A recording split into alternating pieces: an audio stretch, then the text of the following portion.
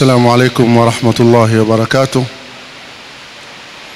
الحمد لله رب العالمين، والعاقبة للمتقين ولا عدوان إلا على الظالمين، وأشهد أن لا إله إلا الله وحده لا شريك له،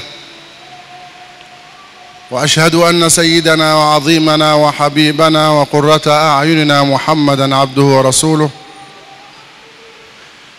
صلى الله وسلم وبارك عليه وعلى آله وصحبه والتابعين لهم بإحسان إلى يوم الدين. ما بعد، عباد الله، أوصيكم ونفسي أولا بتقوى الله، فاتقوا الله عباد الله فقد فاز المتقون.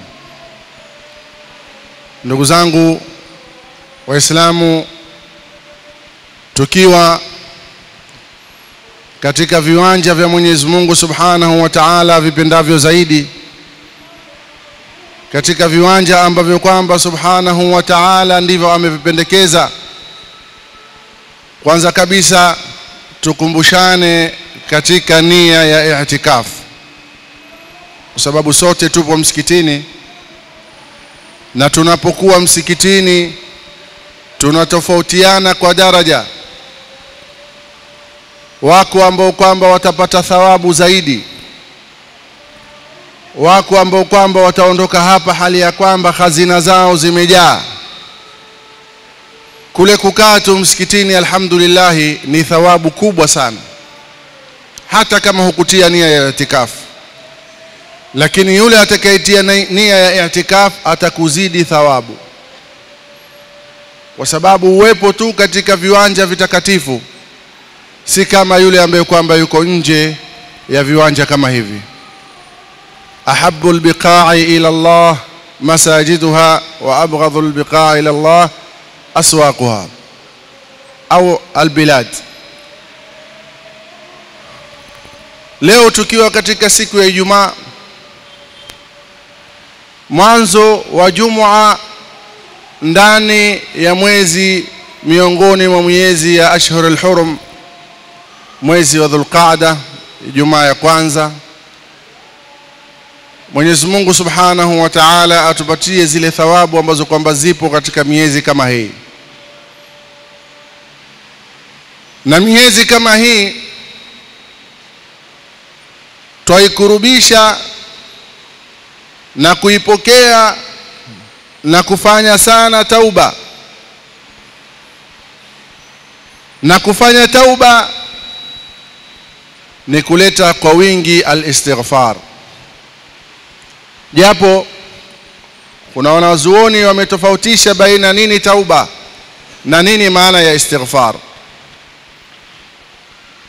lakini wengine wakasema zote ni moja, kwa sababu yote ni kurudi kwa Mwenyezi Mungu Subhanahu wa Ta'ala.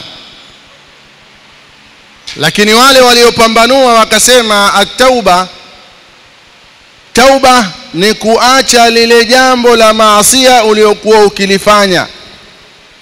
Na ndio maana wanazuoni wakatuwekea shurutu tauba 3 ila 4.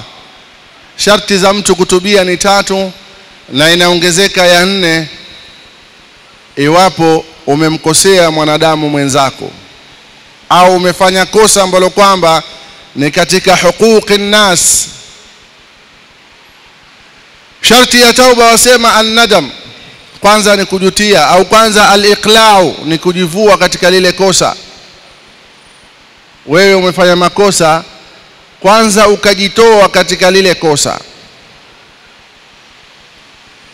Ya pili an-nadam ni kujutia kwamba kwa nini mimi nimefanya, ya Rabbi najuta, kwa nini mimi nimefanya kosa fulani.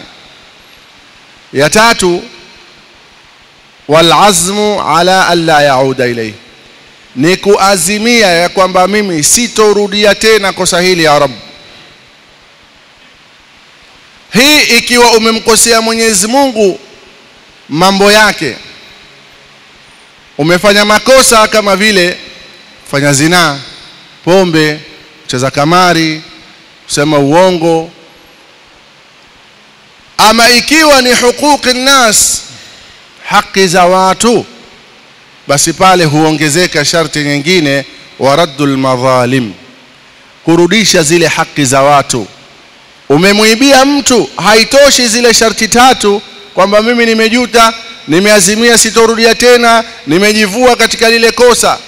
Lazima umtake yule mwenye jambo lake, yule uliyemkosea, ukamrudishia kile ulichomdhulumu, haki yake uliyochukua ukairudisha. Pale ndo utakuwa umetimiza sharti za tauba. Na al-istighfar ni nini? Ma maana al-istighfar?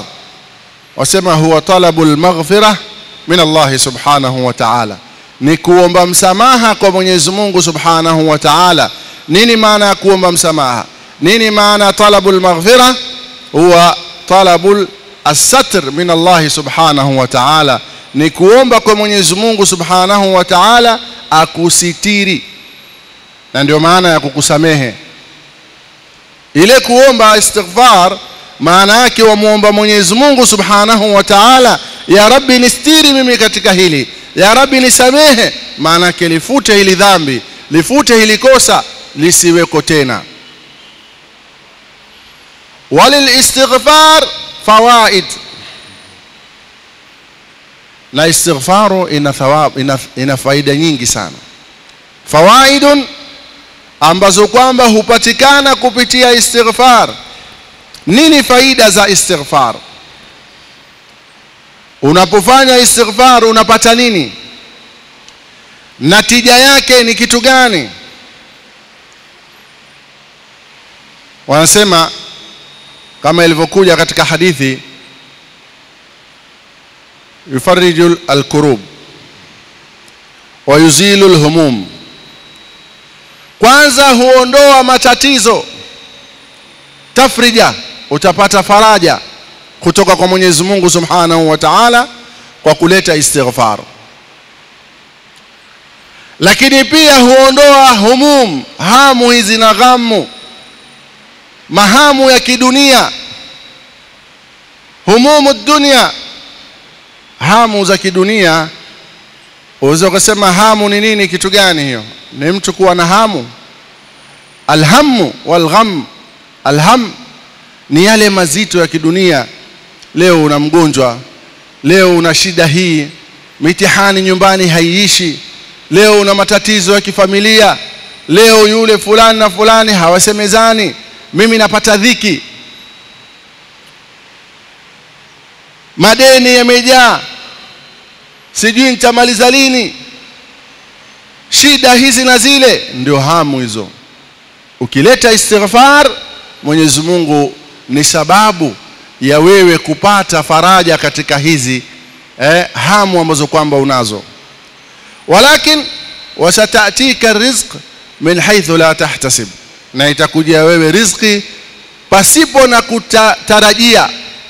Ghafla tu utaona riziki imekuja, wala hujui imetoka wapi, wala hujui imekuja kwa mnasaba gani, lakini riziki imekujia ni yako wewe. Kwa nini? Kwa sababu ya kuleta istighfar. Mtizame Mtume Muhammad sallallahu alayhi wasallam asemaje? Asema, mimi namtaka Mungu subhanahu wa ta'ala, Mola wangu, msamaha kwa siku moja mara 70 ila 100 mara. Mtume ni yule ambaye kwamba ameshaambiwa liyaghfira laka Allahu ma taqaddama min dhanbika wa ma ta'akhkhar, Mwenyezi Mungu akusamehe madhambi yako yaliyotangulia na yatakayokuja. Wa bil hakika Mtume Muhammad hana madhambi sallallahu alayhi wasallam, lakini yote ni katika kumuongeza daraja na cheo bwana Mtume sallallahu alayhi wasallam. Kisha isitoshe asema, mimi la astaghfiru rabbi fil yawmi 70 ila 100 mara, namtaka Mola msamaha katika kila siku mara 70 mpaka mara 100. Hebu tujiulize mimi naye ndugu yangu Muislamu, istighfaru unaleta mara ngapi kwa siku? Wewe unamlilia Mola wako kwa siku kumtaka msamaha mara ngapi ndugu yangu Muislamu? Ikiwa huna hilo, basi ni lazima ujiwekee al-istighfar, ukawa na uradi kwamba kila siku na mimi nilete istighfaru,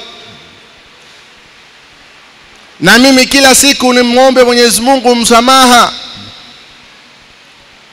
kwa sababu hakuna mkamilifu, kila mmoja ana madhambi yake, tunazidiana tu, huyo yake makubwa makubwa, huyu madogo madogo, huyu uko katikati. Mtume صلى الله عليه وسلم asemaje? Kullukum khata'una wa khairul khata'in at-tawwabun, nyote ni wenye kukosa na wabora wa wale wenye kukosea ni wale wenye kutaka tauba kwa Mwenyezi Mungu na kutaka msamaha. Ni wale wenye kutambua kwamba sisi tumemkosea Mwenyezi Mungu Subhanahu wa Ta'ala, leo nimtake Mola msamaha, nirudi nyuma, niombe tauba na nifanye istighfaru kwa wingi. Bwana mmoja alipoambiwa istighfaru huleta riziki, hufungua mambo, ikawa yeye ana haja katika maisha yake ataka, lakini kadri anavyoleta yale ambayo kwamba anayoyafanya ya khairi hapati kitu, akaamua kushikamana na istighfar. Lakini ndugu yangu Muislamu, unapoleta istighfar, unapoambiwa kwamba ukifanya kitu fulani Mwenyezi Mungu naye atakupa kitu fulani, usitarajie hapo kwa hapo. Ni lazima Mwenyezi Mungu akujaribu, ni lazima Mwenyezi Mungu akupe mtihani kwanza. Huyu alikuwa ni binti, alikuwa wakati wake wa kuolewa umefika, na kidogo changamoto za wazazi za hapa na pale, ikawa atafuta namna gani atapata mtu wa kheri wa kumuoa ambaye ataendana naye kimaadili, kama vile anavyosema Mtume Muhammad, fadhfar bidhati dini taribat yadaka, chagua mwenye dini basi Mungu atakubariki, mikono yako itabarikiwa. Wanaokuja ni wengi, lakini kila anayekuja anaona huyu hanifai. Basi inasemekana alikaa miaka 4 yualeta istighfaru, lakini bado Mwenyezi Mungu hajamuamulia, bado Mwenyezi Mungu Subhanahu wa Ta'ala hajampa. Baadaye akabadilisha sigha, yani sigha za istighfaru ziko nyingi sana kama tutakavyozieleza. Akawa sasa badala ya kuleta 100 kwa siku, akawa yualeta mara 500 mara 1000 kwa siku moja. Haikutimia wiki, Mwenyezi Mungu alimpa jibu lake na akafanikiwa kile alichokuwa akikitarajia. Tumsalieni Mtume Muhammad. Kumbe Mwenyezi Mungu ile miaka yote ilikuwa yamjaribu, amwangalia huyu mja wangu atakuwa na subra katika hili, je anaweza kuvumilia? Na kwa sababu Mtume Muhammad sallallahu alaihi wasallam atuambia katika kujibiwa dua iko mara 3 katika hadithi ya Mtume Muhammad sallallahu alaihi wasallam. Yani wewe mfano umeomba dua, ya Rabbi niruzuku na mimi nyumba, ya Rabbi nifungulie na mimi mlango wa riziki, ya Rabbi na mimi natarajia kitu fulani, ukawa wewe waomba kila siku. Mungu amesemaje? Ud'uni astajib lakum, niombeni na mimi nitawajibu. Sasa Mtume sallallahu alaihi wasallam asema kuna namna 3 ya Mwenyezi Mungu kukujibu dua. Ya kwanza, mtu akiomba tu hujibiwa pale pale, na hii mara nyingi napenda kuisema kwa sababu watu watulize fikra zao. Usije ukaona mbona mimi naomba sana lakini Mungu hanipi, mwisho usije ukamkufuru Mwenyezi Mungu, ukaona mbona wenzangu huyu amefunguliwa amepata hiki, biashara yake enda vizuri, mimi nimefungua nina miaka 2 mpaka leo ni vile vile tu. Mwenzangu hata mwaka hajatimiza tayari ashafunguliwa, amepata duka, amepata na lingine na amejenga. Mimi wacha kujenga, hili duka langu lenyewe ni hasara kila siku, lakini kwa kuwa sina lingine naendelea nalo. Ni Mwenyezi Mungu anakujaribu. Mwenyezi Mungu yuwakupa mitihani. Sasa Mtume Muhammad sallallahu alaihi wasallam atuambia aina ya kujibiwa dua ya kwanza ni kwamba mja yule Mwenyezi Mungu humpatia kile anachokiomba. Ndipo pale mja yule akiomba dua ukaona mwingine amefungukiwa, mwingine amepata, ashafanikiwa kile anachokitaka.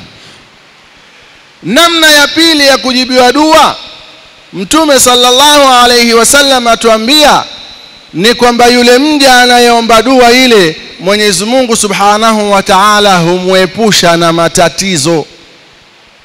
Hii ni aina pia ya kujibiwa dua. Ilikuwa kuna shida ije ikupate kupitia ile dua ambayo kwamba waiomba Mwenyezi Mungu akupatie kitu fulani, hakukupa, amekuzuia na hili tatizo usilipate na vile vile. Ndio pale utasikia zile lugha za kikwetu, utasikia fulani bana amenusurika kifo, fulani bana mtoto wake karibu avunjike mguu. Kumbe kule kwamba amenusurika mtoto wako kutovunjika mguu, kutoungua, kutopata ajali, nyumba yako kutopata kuungua kwa moto, duka lako kutopata matatizo, yote ni ile dua. Tena unazokuwa wewe dua yenyewe waomba kitu kingine, ya Rabbi nipate na mimi riziki kunjufu, ya Rabbi na mimi natamani kumiliki kiwanja, ya Rabbi na mimi natamani niwe na nyumba yangu, nimechoka mambo ya kulipa kodi kila mwaka au kila mwezi. Wewe ukajikuta nyumba hupati, ardhi hupati, yale unayoomba Mwenyezi Mungu hakupi. Lakini badala yake kuna mambo mengi umeyaona katika maisha yako, mimi ilikuwa niingie katika matatizo fulani, Mwenyezi Mungu ameninusuru. Imepatikana ajali, watu kadhaa wameumia, mimi sikuumia. Kumbe ni ile dua yako unayoomba Mwenyezi Mungu hukuepusha na matatizo. Kwa hiyo usione kwamba kutojibiwa dua yako maana yake kwamba Mwenyezi Mungu hakupendi. Na Mtume atuambia Mwenyezi Mungu hupenda akimuona mja wake yuamuomba. Kwa hiyo wewe ukiwa umekumbuka ukasema na mimi namuomba Mwenyezi Mungu Subhanahu wa Ta'ala, wamlilia Allah Tabaraka wa Ta'ala, maana yake ni kuonyesha mahaba ya Mwenyezi Mungu kwako wewe.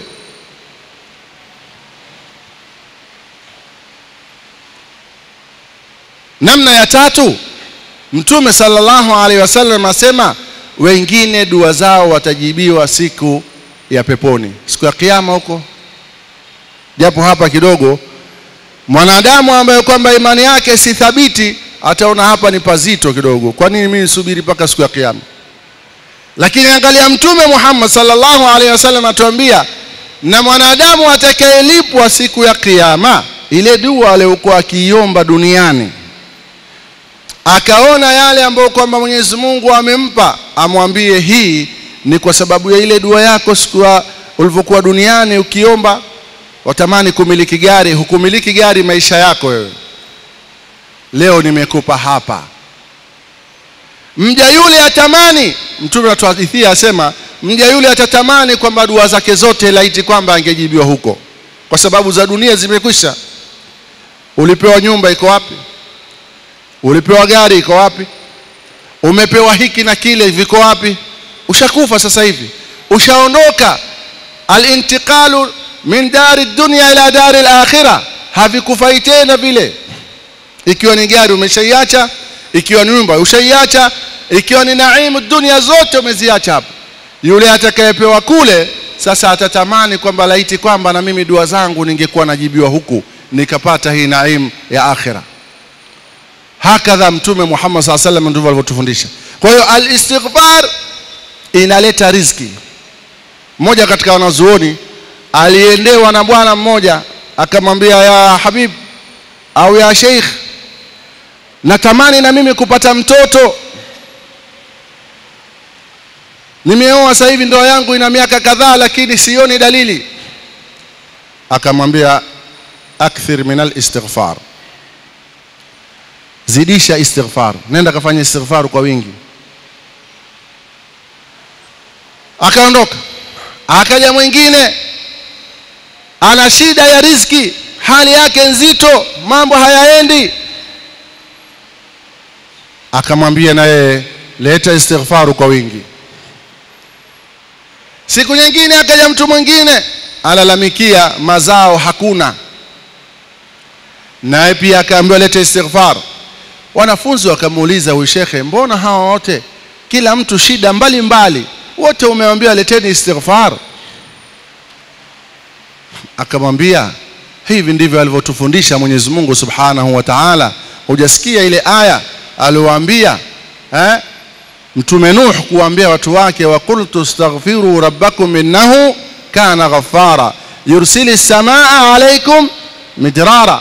Maanake mvua zitanyesha nyingi sana kupitia nini? Al-istighfar. Halafu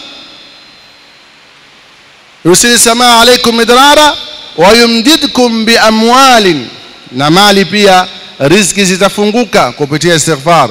Wa banina, na watoto Mwenyezi Mungu atakupeni kupitia istighfar. Kwa hiyo kumbe istighfar unapoileta kwa wingi, Mwenyezi Mungu hukufungulia mambo yako mengi sana kupitia istighfar. Mwenyezi Mungu Subhanahu wa Ta'ala hukupatia vitu vingi kupitia al-istighfar. Halafu angalia Mwenyezi Mungu alivyokuwa mzuri kwetu sisi. Kwanza Mungu hukusamehe dhambi zako, lakini kule kule kwamba wasamehe wa dhambi na huku mambo yako ya kidunia yaenda. Subhanallah. Angalia Mwenyezi Mungu alivyokuwa mkarimu kwetu sisi. Angalia Mwenyezi Mungu anavyotupenda. Yani wewe umemkosea Mwenyezi Mungu Subhanahu wa Ta'ala, umefanya dhambi, umefanya mambo ni maasi, waambiwa lete istighfar. Hiyo istighfaru yatibu huku na inatibu na huku, yaondoa madhambi yako. Mwenyezi Mungu atakusamehe madhambi yako, lakini kupitia huko kusamehewa na huku mambo mengine ya kidunia yaendelea. Tumswalieni Mtume Muhammad. Haya yote ni kuonyesha namna gani Bwana Mtume Muhammad sallallahu alaihi wasallam amependwa kiasi gani na Mwenyezi Mungu Subhanahu wa Ta'ala, na kupitia mapenzi ya mtume kwa Mwenyezi Mungu na sisi tukapewa hizi neema. Ukiangalia katika nyumati zilizopita, umma waliotangulia hakukuwepo na mambo kama haya. Haya tumehusishwa na sisi tu. Swali lasema ni istighfaru gani ambayo kwamba anayoipenda Mwenyezi Mungu Subhanahu wa Ta'ala? Imekuja katika hadithi ya Tirmidhi ambaye ameisahihisha, asema istighfaru mzuri, akmalul istighfar astaghfirullah, ni ile ambayo kwamba tuileta katika swala mara nyingi. Astaghfirullah alladhi la ilaha illa huwa al-hayyul qayyum wa atubu ilayhi. Hiyo ni istighfaru iliyokamilika. Ukawawaleta wewe kila siku mara 100, ndio idadi walioipendekeza wanawazuoni wengi. Lakini msikilize Abu Huraira. Abu Huraira asema la astaghfiru rabbi fil yawmi wal layla 1000 marra. Abu Huraira ambaye ni miongoni mwa masahaba watukufu wa Mtume Muhammad sallallahu alaihi wasallam, ambaye kwamba ni aktharu rawiyan lil ahadith an-nabawiyya, yeye ndio aliyopokea hadithi nyingi katika masahaba wa Mtume Muhammad sallallahu alaihi wasallam, asema yeye huleta istighfaru kila siku mara 1000. Na ni mtu ameishi na Mtume sallallahu alaihi wasallam,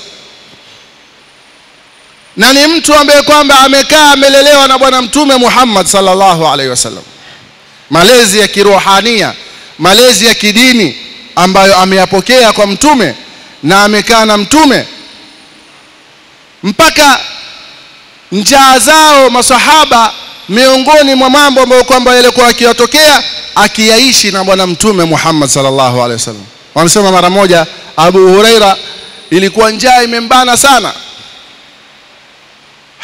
hajakula kitu. Saa 7 akakutana na Saidina Umar. Ikawa yeye malengo yake ni Sayyidina Umar amwambie twende tukatafute sehemu tule chakula. Alikuwa hana maswali ya kidini wala nini. Akamwambia ya Umar, vipi kuhusu aya fulani, vipi kuhusu kitu fulani? Saidna Umar akamjibu, hakumuelewa, akaona hapa mimi sikufaulu. Mara akamwona Saidna Abubakar hivyo hivyo, ya Abubakar, ma kauluka fi ayati kadha wa kadha, vipi kuhusu aya fulani, unasemaje katika kuieleza na kadhalika. Saidna Abubakar pia hakumuelewa, pia akapita patupu. Akaonana na bwana mtume Muhammad sallallahu alaihi wasallam. Alipoanza kuzungumza naye tu, mtume akamwambia, wewe bwana huna cha aya, huna nini, ni njaa inakusumbua, twende tukatafute sehemu tule. Tumswalieni mtume Muhammad. Kwa hiyo haya ni maisha aliyokuwa akiishi nayo Saidna Abu Huraira, na alikuwa karibu na mtume kiasi gani, na alikuwa karibu na mtume Muhammad sallallahu alaihi wasallam mpaka kuweza kupokea ahadithi nyingi sana. Leo yeye aleta istighfaru kwa siku mara 1000. Wa hunaka istighfar, na kuna istighfaru inayoitwa sayyidul istighfar, ambayo kwamba hii mtume Muhammad sallallahu alaihi wasallam alikuwa akiileta kila asubuhi. Allahumma anta rabbi la ilaha illa anta khalaqtani wa ana abduka wa ana ala ahdika wa wa'dika mastata'tu a'udhu bika min sharri ma sana'tu abu'u laka bi ni'matika alayya wa abu'u bi dhanbi faghfir li fa innahu la yaghfiru dhunuba illa anta. Hii inaitwa sayyidul istighfar, yani katika istighfaru zote hii ndio bwana. Na wakati wanasema wakati wa kuileta istighfaru hii mara nyingi ni asubuhi, lakini pia ni sunna kuileta wakati wa khutbataini. Imamu akishakaa katika khutba ya kwanza ile, ni sunna sisi kuileta istighfaru hii, na ina mambo mengi sana tutakuja kuieleza kwa wakati mwingine, au imamu atakuja kutueleza faida yake, lakini pia tafsiri yake. Idadi mzuri wanasema istighfaru jilazimishe kila siku ushikilie mara 100. Natija yake tumesema yufarijul kurub wa yuzilul humum, huondoa makarbi, matatizo, shida. Wa yatika rizqu min haythu la tahtasib, na hukujia wewe riziki kwa namna ambayo kwamba wewe hukuipangilia wala hukuitarajia. Ndugu zanguni, ulimwengu tulionao sasa hivi ni ulimwengu wa kuwa labda ndo dunia tunaiaga. Angalia katika hadithi ya mtume Muhammad sallallahu alaihi wasallam asemaje, bu'ithtu ana wasaa kahataini, akafanya ishara ya vidole vyake viwili. Mimi Muhammad kutumiliza kwangu na kuleta ujumbe wangu na kuja kwangu kwamba ni mtume, na kiyama vimeletwa kama vidole viwili hivi. Kwa maana kiyama na mtume Muhammad ni vitu viwili viko karibu sana, vimekaribiana. Bali wanasema kule kuja kwa mtume Muhammad tayari ni dalili ya kwamba kiyama kimekaribia. Na miongoni mwa alama nyingi alizotuhadithia bwana mtume Muhammad sallallahu alaihi wasallam tumeziona. Wanawake kuwa wengi ipo, tushaiona. Wanawake kutembea uchi twaiona. Na katika athari imekuja vifo kuwa vingi twaviona. Tizama sisi wiki hii tu hapa, katika watu ambao kwamba sisi twawajua, au niseme mimi, tumezika karibu watu 9. Huyu ghafla, yule alikuwa mgonjwa, huyu alikuwa mgonjwa lakini alikuwa yuko sawa sawa, lakini kifo ni kama kimemjia ghafla. Maana yake ni kwamba ndugu zanguni, tujiandaeni na kuondoka duniani. Na kujiandaa na kuondoka katika dunia hii ni kuleta hizi istighfaru kwa wingi. Raddul madhalimi ila ahliha, turudishe tulichokidhulumu kwa watu wake, kwa wahusika. Leo ndugu yangu, kuna watu wallahi wanaishi duniani kama kwamba wao hawatokufa.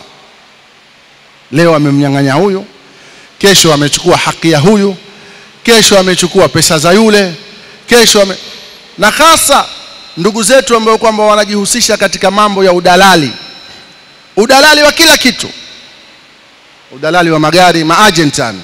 Tukisema madalali ni maagent. Maagent wa magari, maagent wa viwanja, maagent wa jumba, maagent wa kila kitu. Siku hizi kila kitu kuna maagent. haji na umra zote ni maagent. Sasa utakuta mule ndani ya ule agent kuna mengi yanayofanyika ya dhulma. Hasa yeye anajiona mimi ni agent, naweza kufanya takacho, pengine kitu cha 100,000 akuambie bana 200,000. Na ajua huyu mtu hali yake ni mzito kiasi gani, lakini hivyo hivyo amkamue mpaka aipate ile pesa. Ndugu zanguni, kwa hakika kuna dhulma ambazo kwamba zingine twazitaka sisi wenyewe. Yani wasema kama Waswahili wanavyosema dhambi za bure, yani dhambi za kujitakia, ambapo ndani yake utakuta kuna udanganyifu, ndani yake kuna haki ya mtu imechukuliwa pale. Sasa kaifa tasta'iddu lilmaut? Wewe si kwamba utaishi milele, si kwamba wewe hapa hicho utakachokinyang'anya utaenda nacho kaburini. Halafu wallahi Mwenyezi Mungu Subhanahu wa Ta'ala hutupa mifano hai. Yani sisi tuko duniani tuiona kwamba kumbe mtu akifa haendi na gari lake, haendi na nyumba yake, haendi na magorofa aliyojenga, kampuni alizonazo. Utaenda na sanda zako 3, inna lillahi wa inna ilaihi raji'un. Haya, zile dhulma ulizozifanya, umekusanya nyumba, umekusanya mali, umekusanya mabilioni ya pesa, umeacha familia ndio wanatumia, wewe unaenda kusubiriwa na hisabu siku ya kiyama. Subhan.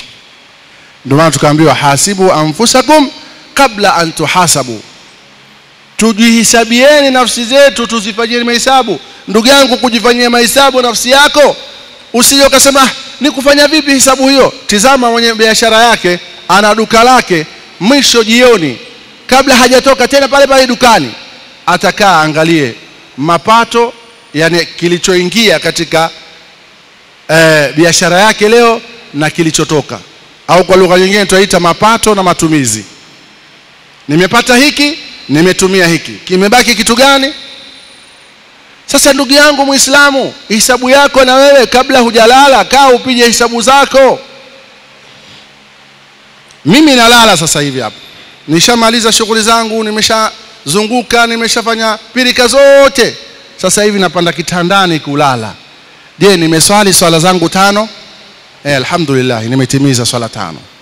Je, kuna mtu nimemdhulumu haki yake katika siku ya leo wakati mimi naendelea na pirika zangu za kazi za shughuli? Kuna mtu nimechukua haki yake? Ndiyo, kuna bwana mara moja nilichukua bila kujua, wacha nimpigie simu au nimtumie hata message, bwana mimi kuna haki yako, kesho nitakurudishia.